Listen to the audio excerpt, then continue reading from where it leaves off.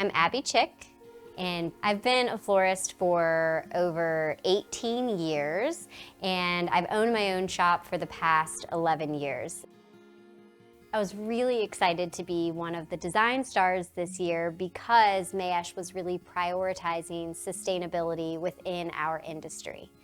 I've been on my own sustainable journey for the last several years and trying to make changes, but definitely when you're sort of a working florist, you do not have the benefit of time.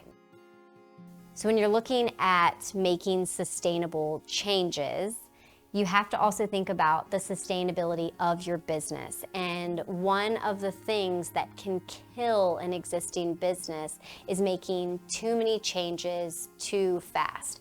So the internal mechanics can change, where you source your flowers, the way that you do things, all of it can move forward as long as the customer's expectations are still met.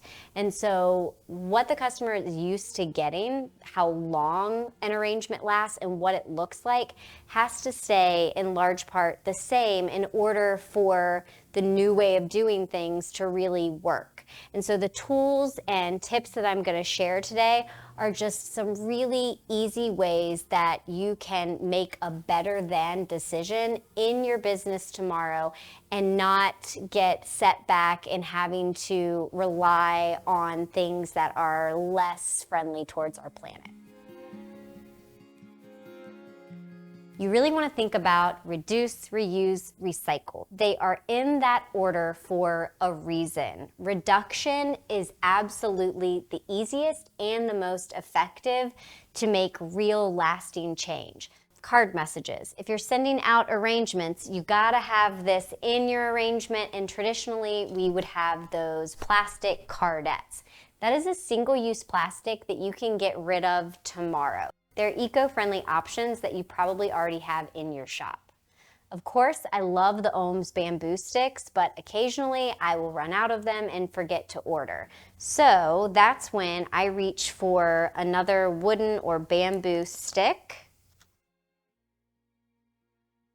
And I simply go down about a ½ inch and split it. So you could take your card, stick it right on,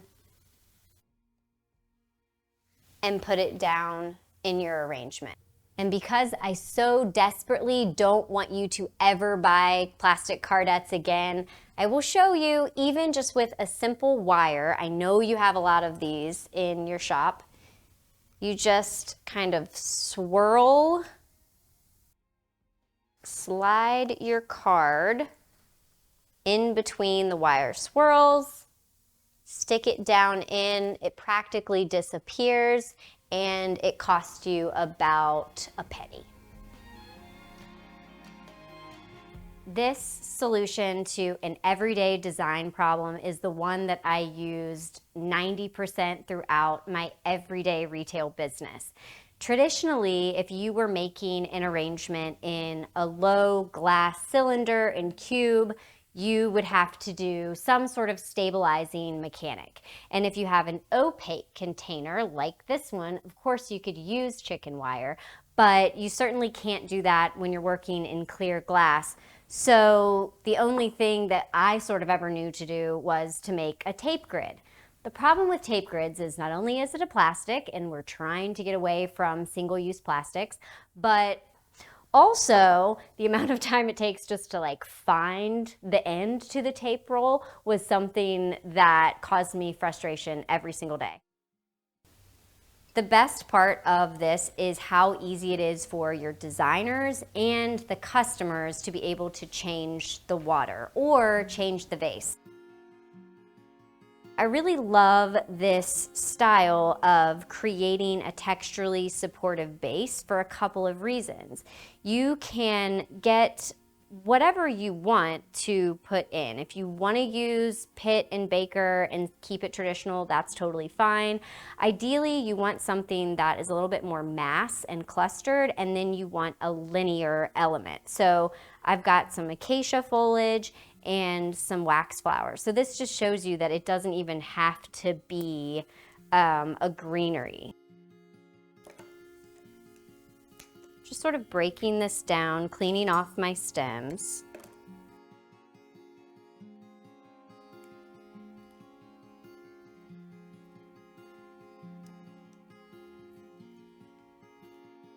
So once I've kind of broken down all of my stems and cleaned them off, I can add them into my hand either in a spiral, because I think that has a cleaner finish, or you can do the old stick and poke weave, whatever you choose.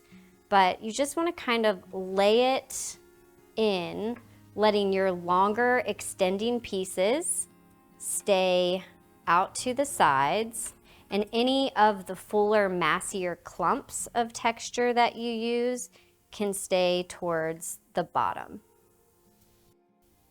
Once I'm happy with the shape and the size, just give it a clip, and I pull that old rubber band in. So you really want to take the time to make sure all of your stems are splayed, because that's what actually keeps it stable in your vase. And then just give everything quick little cut. And you also want to make sure that your rubber band is up high at the binding point. This is way faster than the amount of time it would take to clean off all of these stems, do your tape grid, and then work your insertions. And honestly, it's more stable. So if you had a hydrangea or a sunflower or another like really thick chunky boy, sometimes I will actually incorporate that into the bind just because it is so heavy for the height of this vase. But you really just want to make sure that the flowers are secure. So when they leave the shop and they are out of your control, they're not going to spill out of the vase. So even though this is really secure, what's going to add a little bit more stability is inserting these next stems in through the weave and around. And any of these shorter stems, I will just place outside of the bind in the vase. If I have something that I need to fly up a little bit higher that I want to put in the beginning of the design, sometimes I will just put that right into that rubber band. So I just kind of find that center, and it holds beautifully. So even with very little product added in at this stage, I'm getting a lot of stability and hold even with some of these extending flowers. And that's the way I like to build out my design. I like a texturally supportive vase, and then I like to sort of set my perimeter because it helps me to kind of see where I need to go, versus if you have to build out in a tape grid, you know, all of this support system, you end up losing a lot of money down at the base where you could cut things longer and have a more visually valuable arrangement at the end.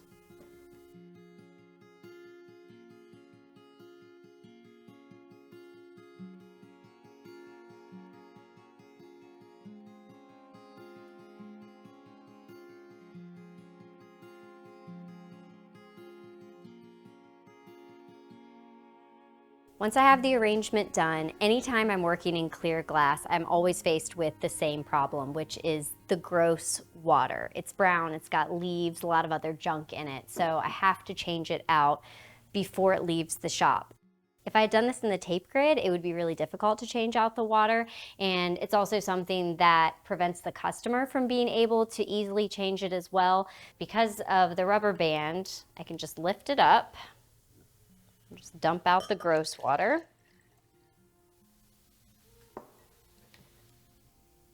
And you're good to go within a couple of seconds. Better for the planet, but also the benefits are you end up using less product to build out your base, you're not using a plastic, and it goes a lot faster, and it's better for your customer to be able to change out the water. We're all familiar with this. It's the sustainable florist best friend. It's a pin frog, and it has so many great uses, but one of the drawbacks to being able to use it in all of your everyday designs is that it's expensive. So for most florists, we have our collection of our pin frogs and we use them as a rental in our event work. But if you need to create something that's minimalistic, that's going out for delivery, or maybe your client just doesn't have the money to afford it, or they want to be able to keep it, I have a hack for that. So for a vessel this size, we're just going to create a very narrow sushi roll strip of chicken wire and angel vine. The angel vine inside of the chicken wire roll up gives it sort of an internal support system so that it just doesn't collapse on itself every time you make a stem insertion. So just lay it down and keep rolling because you want several layers of the chicken wire overlapping. And then I just use the prongs on the end to make it into a ball shape. This takes some experimenting, but once you've used it, you kind of have a better understanding of what your design calls for. So it's just like any other new mechanic that you're getting used to. It has a learning curve. So once I have my desired size and shape, just kind of set it down in the container and make sure I'm happy with it. Much like a pin frog, you can use your choice of double-sided tape, sticky dots, or putty if you can find it to affix it to the bowl itself. So I just put a little bit of this double-sided carpet tape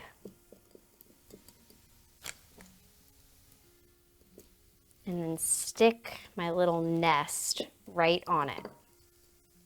Super secure, doesn't take a lot of work to get it to stick, which I really love. It holds my thick boys, and it also has great hold for some of your really delicate stems as well. Sometimes I end up fighting with my flower frog and getting to have it hold something in place just because the spaces between the needles are set. This has a lot of inner workings that are malleable, but at the end of the day kind of spring right back into that contained shape within the chicken wire.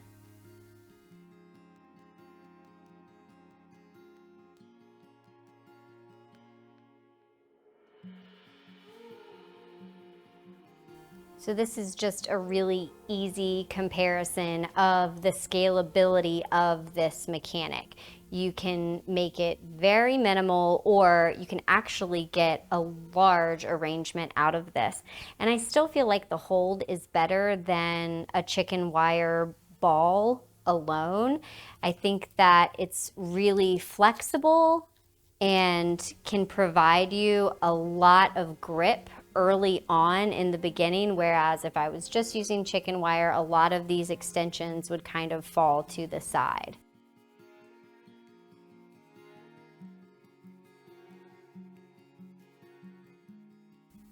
As we all move towards a better balance of imported product and really trying to use what is available here to us in the US, it can sometimes be a little bit confusing to your customer base. So if you go from using all locally sourced product throughout the growing season, if it's available to you, and then switch over to all imported product where everything is just these like large blocks of colors. So what I really like to do is offer a consistent blend throughout the year.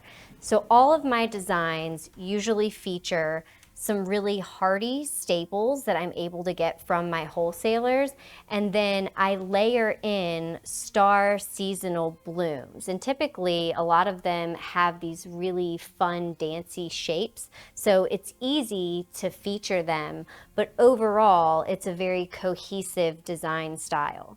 Something that you can do is look for interesting varieties, especially in carnations and mini carnations. The novelty mixes can give you some really interesting color combinations that help blend a palette, but they also still have incredible hold and they're very budget friendly.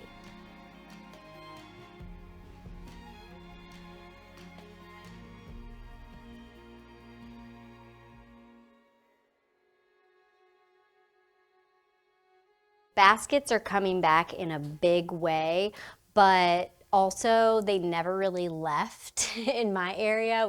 So this design hack has been really great since, the baskets are coming back into style, and we still have plenty of customers who like it.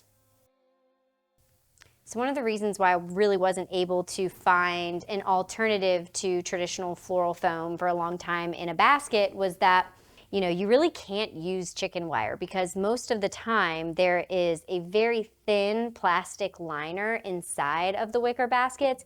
And so anytime I would try to make a chicken wire armature, I would inevitably poke a hole in the liner and the whole thing would be leaking by the time I had finished my design. Super frustrating. The other issue is that even if you do some sort of bind with, a texturally supportive base like I've shown, there's always the slosh factor. So once I send this out in the van, it's just going to spill water everywhere if I don't have something that actually retains the water inside of it. So this is actually another place that I like to use a combination of mechanics.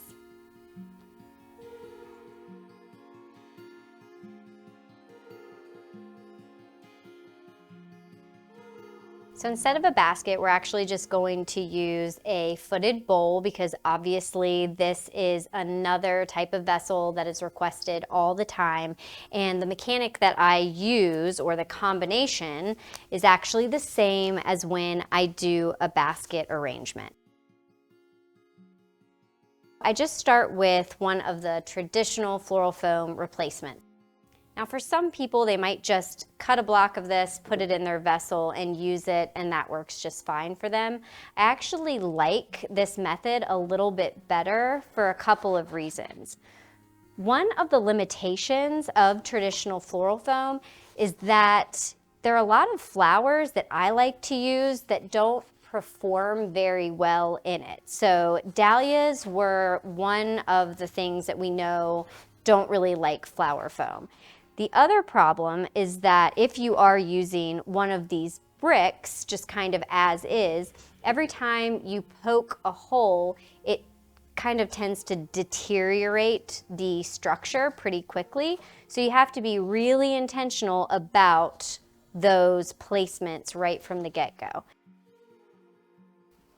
So I'm just cutting the fiber floral media into little cubes and then filling it in the vase. You'll notice that I'm wearing gloves because a lot of these basalt rock mediums can sometimes poke your fingers, and so I find it's just a little bit easier to deal with if you wear gloves.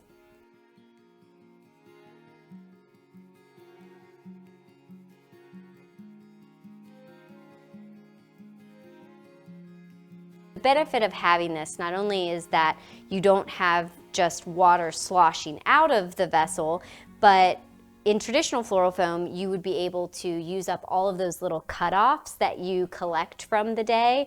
And when you're just doing chicken wire or angel vine alone, it's really hard to get those stems to the bottom of the vessel. So having some larger pieces allows you to have a little bit more height for some of those cutoff blooms.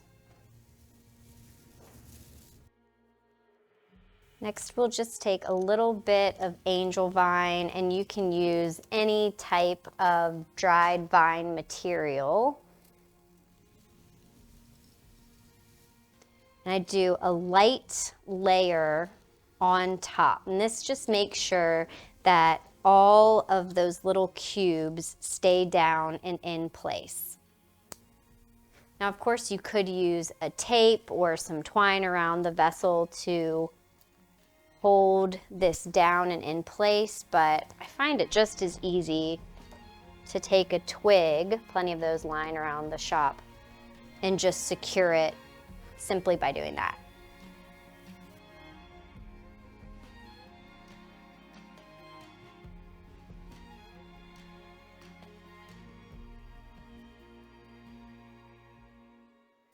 I really like this medium because it allows me to edit my stems the way that I like, but I'm still able to use the shorter stems because I have that added height from the little cubes.